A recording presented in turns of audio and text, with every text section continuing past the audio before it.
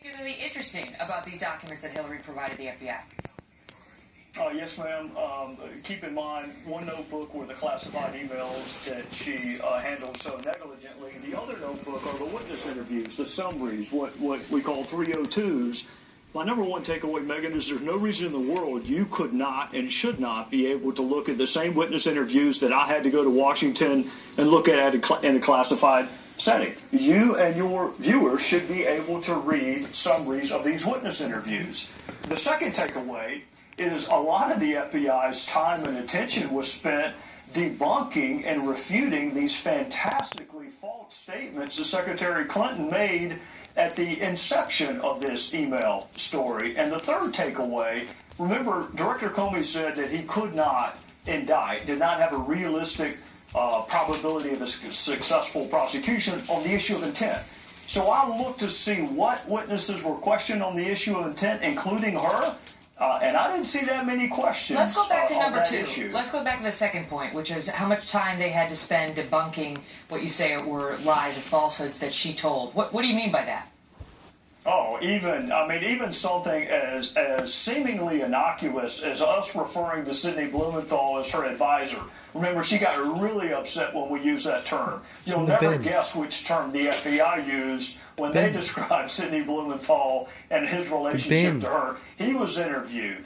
I think you would find very interesting what Colin Powell had to say and juxtapose that with what Clinton supporters have said over the last 48 hours. You go back, the multiple devices, how many phones she had, the very reason she set it up. All of that proved to be fantastically And I want to false. ask you this. So she also, of course, claimed that she never sent or received classified information. We now know that that's not true. I know you thought it might be interesting if the American people could see who sent some of the emails that she received with the classified information. What do you mean by that? Why would that be so interesting? Well, right now, even Congress can't see the identities of them. They are so classified that even a congressman in a skiff with no telephone, no iPad, no notes, cannot even see who the author or the originator of that email string was.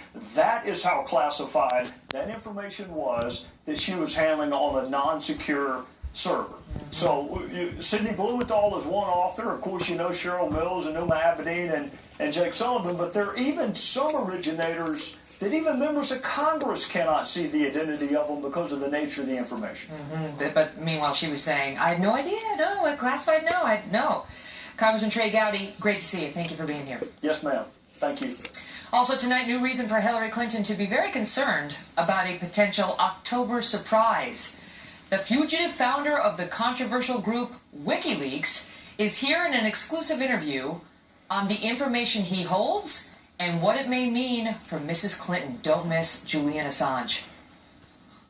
You know, right now, according to the average of all polls, she's beating Donald Trump by 5.5 points nationwide. She's way ahead of him in most of the swing states, not all. Do you believe the information in your possession could be a game changer in the U.S. election?